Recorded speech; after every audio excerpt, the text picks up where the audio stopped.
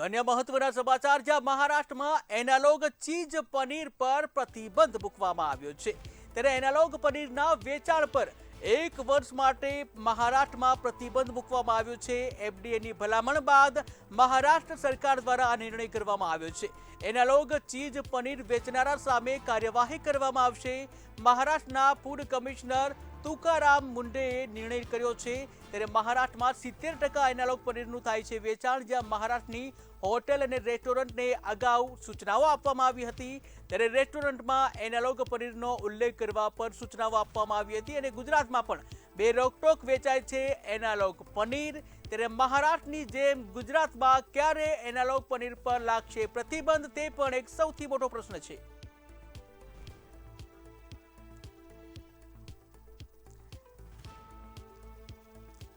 તો અસલી પનીર ટેક્સચરમાં નરમ હોય છે। તમને જણાવી કે અસલી અને નકલી પનીર કેવી રીતે ઓળખવું તે જોઈશો તો અસલી પનીર ટેક્સચરમાં નરમ હોય છે। આ સાથે જ અસલી પનીર જો મસળવામાં આવે તો તે દાણાદાર બની જાય છે। જો તેને મસળવામાં આવે તો દાણાદાર બની જાય છે તો તે અસલી પનીર છે।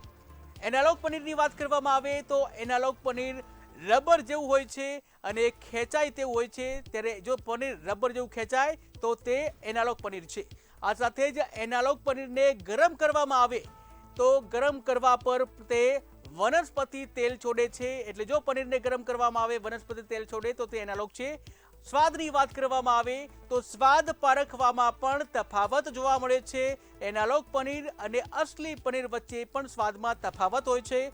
અસલી પનીરનો સ્વાદ મીઠો હોય છે અને દૂધ જેવો હોય છે। જો પનીર ચાખવામાં તેનો સ્વાદ મીઠો અને દૂધ જેવો હોય તો તે અસલી પનીર છે। નકલી પનીરમાં કોઈ પણ કુદરતી સ્વાદ આવતો નથી। જો તમે પનીર ખાઓ છો અને કોઈ પણ કુદરતી સ્વાદ નથી આવતો તે તો એનાલોગ પનીર છે। ત્યારે પનીરમાં સોય કે સળી નાખવામાં આવે તો કેવી રીતે તેની પરખ કરવામાં આવે તેને લઈને આપણે વાત કરવામાં આવે તો પનીરમાં જો સોય નાખવામાં આવે તો અસલી પનીર હોય તો તે સોય સાથે ચોટશે નહીં। એટલે પનીરમાં જો તમે સોય કે સળી નાખશો તો અસલી પનીર હશે તો તે ચોટશે નહીં। એનાલોગ પનીર હશે તો તે ચોટેલું મળશે। એટલે કે જો તમે પનીરમાં સોય કે સળી નાખો છો અને પનીર ચોટેલું મળી આવે છે તો તે એનાલોગ પનીર હોઈ શકે છે। અસલી પનીર ઓફ વ્હાઇટ હોય છે। કલરની દ્રષ્ટિએ જો ડિફરન્ટ કરવામાં આવે તો અસલી પનીર ઓફ વ્હાઇટ હોય છે, જ્યારે એનાલોગ પનીર છે એ વ્હાઇટ કલરનું હોય છે, એકદમ વ્હાઇટ જોવા મળે છે। એટલે જે પનીર છે તેને કલરની દ્રષ્ટિએ તમે જુઓ તો પ્રથમ દ્રષ્ટિએ તમને ખ્યાલ આવી જાય છે, એકદમ વ્હાઇટ હોય તો તે એનાલોગ પનીર હોઈ શકે છે। ત્યારે નકલી પનીરથી સ્વાસ્થ્યને ભારે નુકસાન થાય છે। અનેક ગંભીર બીમારીઓ પણ નકલી પનીરથી થવાની શક્યતા છે। ત્યારે નકલી પનીર ચીજ સામે પ્રતિબંધની પણ માંગ ઉઠી છે।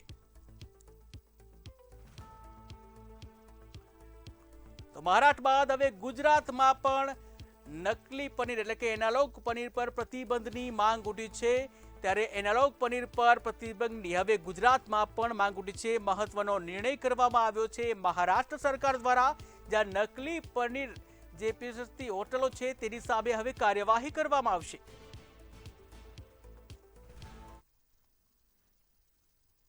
સાહેબ, જેવી રીતે ત્યાંના અધિકારીઓએ પબ્લિકનો વિચાર કરી અને આ જે પ્રતિબંધ મૂક્યો છે એ સાચો જ છે અને સાથે સાથે આપણે પણ જો આ વસ્તુ થાય તો ખૂબ જ સારું છે।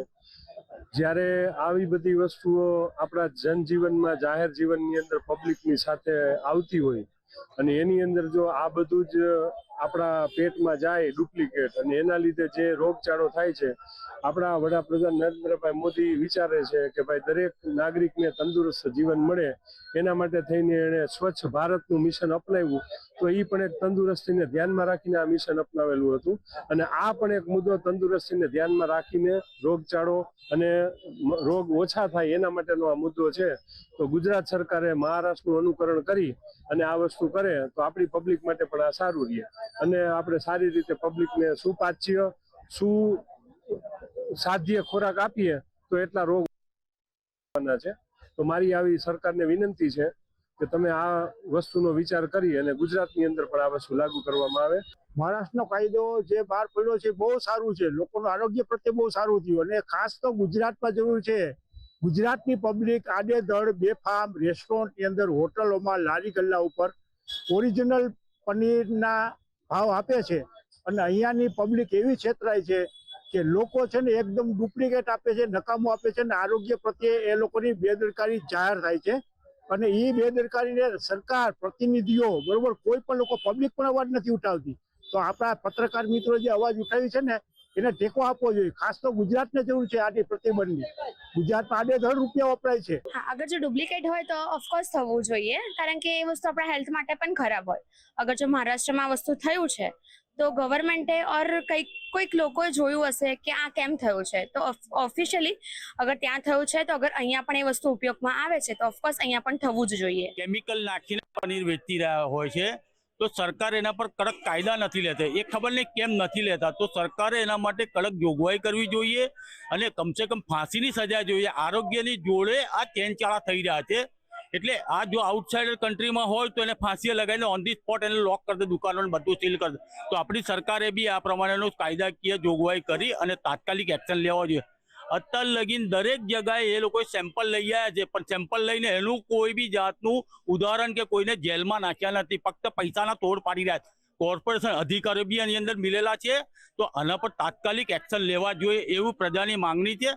અને મારી બી ખાસ માંગણી છે, જન્મટીપની સજા કરો આ લોકો પર. આપણા શહેરમાં બી થવું જ જોઈએ પનીર પર બેન્ડ, કેમ કે આપણાને સારી પ્રોડક્ટ મળશે તો આપણા માટે જ સારું છે, એટલા માટે.